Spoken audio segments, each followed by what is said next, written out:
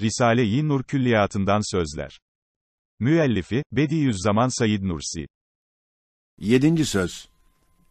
Şu kainatın tılsım-ı muğlakını açan, âmentu billah ve bil yevmil âhir, ruhu beşer için saadet kapısını fetheden, ne kadar kıymetdar iki tılsım-ı müşkil küşa olduğunu ve sabır ile Halık'ına tevekkül ve iltica ve şükür ile Rezzak'ından sual ve dua, ne kadar nafi ve tiryak gibi iki ilaç olduğunu ve Kur'an'ı dinlemek, hükmüne inkiyat etmek, namazı kılmak, kebairi terk etmek, ebedül abad yolculuğunda ne kadar mühim, değerli, revnektar bir bilet, bir zad-ı ahiret, bir nuru kabir olduğunu anlamak istersen, şu temsili hikayeciye bak, dinle.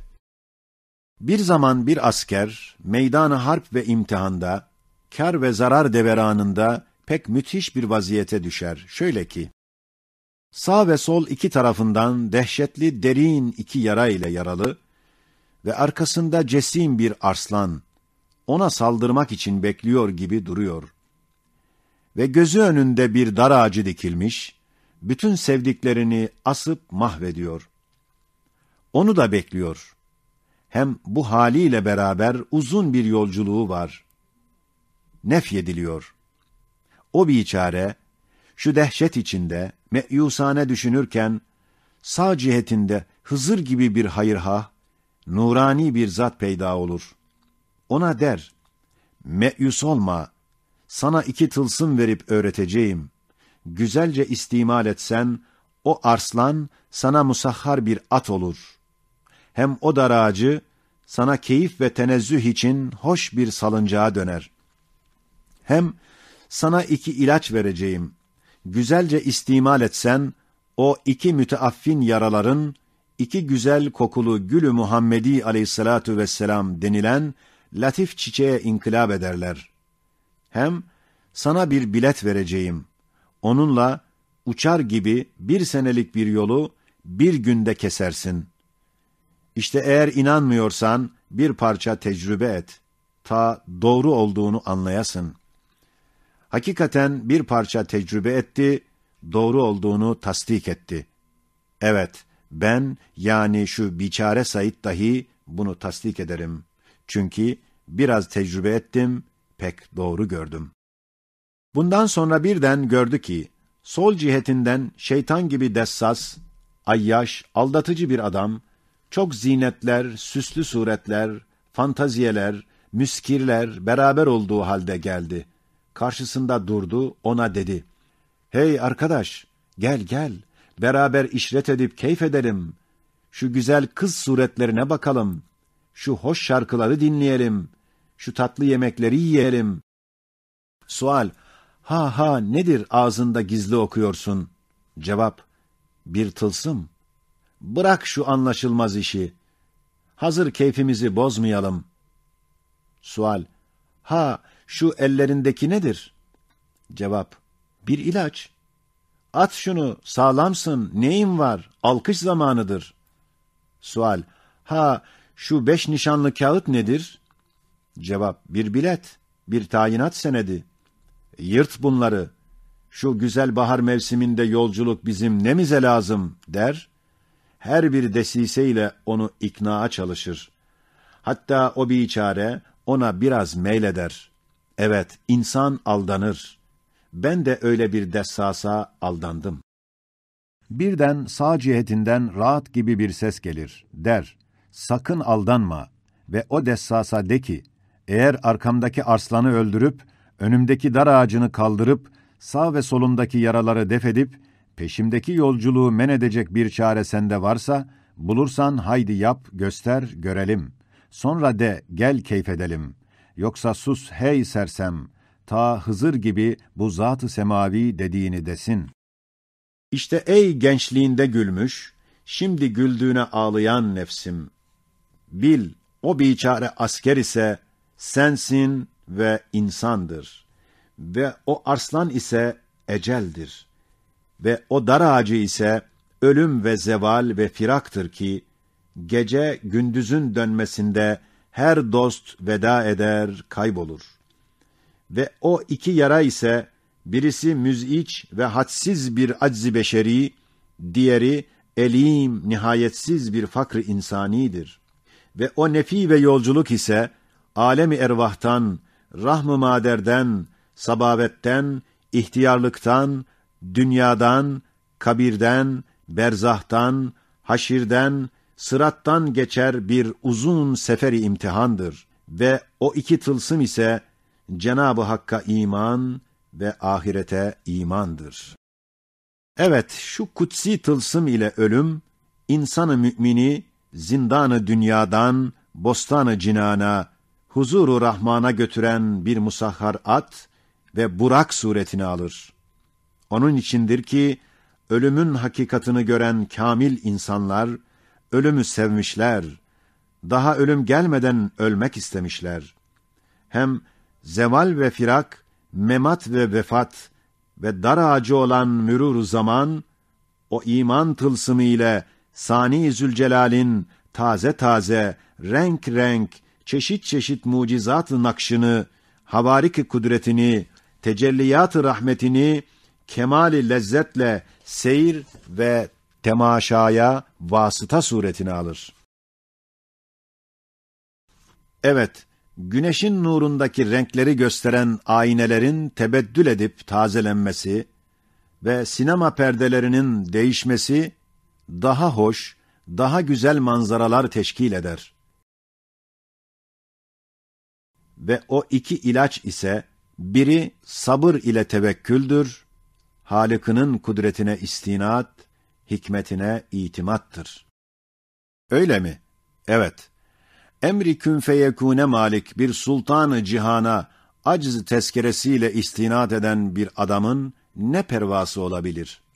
Zira en müthiş bir musibet karşısında inna lillah ve inna ileyhi raciun deyip itminanı kalp ile Rabb-ı Rahim'ine itimat eder. Evet, arifi billah, acizden, mehafetullah'tan telezzüz eder. Evet, havfta lezzet vardır.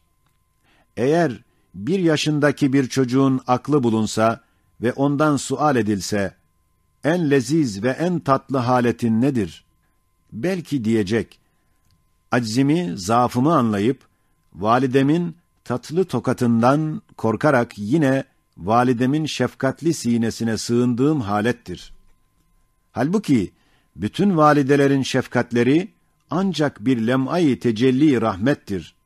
Onun içindir ki, kamil insanlar, acizde ve havfullah'ta öyle bir lezzet bulmuşlar ki, kendi havl ve kuvvetlerinden şiddetle teberri edip, Allah'a acz ile sığınmışlar. Aczi ve havfı kendilerine şefaatçi yapmışlar. Diğer ilaç ise, şükür ve kanaat ile talep ve dua ve Rezzak-ı Rahim'in rahmetine itimattır. Öyle mi? Evet, bütün yeryüzünü bir sofrayı nimet eden ve bahar mevsimini bir çiçek destesi yapan ve o sofranın yanına koyan ve üstüne serpen bir Cevvad-ı Kerim'in misafirine fakru ihtiyaç nasıl elim ve ağır olabilir? Belki fakru ihtiyacı hoş bir iştiha suretini alır, iştiha gibi fakrın tezyidine çalışır, onun içindir ki kamil insanlar fakr ile fahretmişler. Sakın yanlış anlama, Allah'a karşı fakrını hissedip yalvarmak demektir. Yoksa fakrını halka gösterip dilencilik vaziyetini almak demek değildir. Ve o bilet, senet ise başta namaz olarak edai feraiz ve terki kebairdir. Öyle mi? Evet, bütün ehli ihtisas ve müşahedenin ve bütün ehli zevk ve keşfin ittifakı ile o uzun ve karanlıklı ebedül abad yolunda zad-u zahire, ışık ve burak ancak Kur'an'ın evamirini imtisal ve nevahisinden içtinab ile elde edilebilir. Yoksa fen ve felsefe, sanat ve hikmet o yolda 5 para etmez, onların ışıkları kabrin kapısına kadardır. İşte ey tembel nefsim! 5 vakit namazı kılmak, 7 kebairi terk etmek, ne kadar az ve rahat ve hafiftir. Neticesi ve meyvesi ve faidesi, ne kadar çok mühim ve büyük olduğunu, aklın varsa, bozulmamış ise anlarsın. Ve fısk ve sefaate seni teşvik eden şeytana ve o adama dersin: eğer ölümü öldürüp, zevali dünyadan izale etmek ve aczi ve fakrı beşerden kaldırıp, kabir kapısını kapamak çaresi varsa, söyle dinleyelim. Yoksa sus. Kainat Mescid-i Kebir'inde Kur'an kainatı okuyor. Onu dinleyelim, o nur ile nurlanalım, hidayetiyle amel edelim ve onu virdi zeban edelim. Evet, söz odur ve ona derler. Hak olup, haktan gelip, hak diyen ve hakikati gösteren ve nurani hikmeti neşreden odur.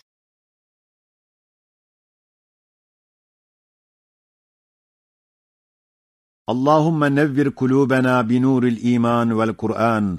Allahümme egnina bil iftikari ileyke ve la tefkurna bil istinai anke. Teberra'na ileyke min havlina ve kuvvetina. والتجأنا إلى حولك وقوتك فاجعلنا من المتوكلين عليك ولا تكلنا إلى أنفسنا واحفظنا بحفظك وارحمنا وارحم المؤمنين والمؤمنات وصل وسلم على سيدنا محمد عبدك ونبيك وصفيك وخليلك وجمال ملكك ومليك صنعك وعين عنايتك وشمس هدايتك ولسان حجتك ومثال رحمتك ونور خلقك وشرف موجوداتك وسراج وحدتك في كثرة مخلوقاتك وكاشف طلسم كائناتك ودلال سلطنة ربوبيتك ومبلغ مرضياتك ومعرف كنوز أسمائك ومعلم عبادك وترجمان آياتك ومرآة جمال ربوبيتك ومدار شهودك وإشهادك وحبيبك ورسولك الذي أرسلته رحمة للعالمين وعلى آله وصحبه أجمعين وعلى إخوانه من النبيين والمرسلين وعلى ملائكتك المقربين وعلى عبادك الصالحين آمين.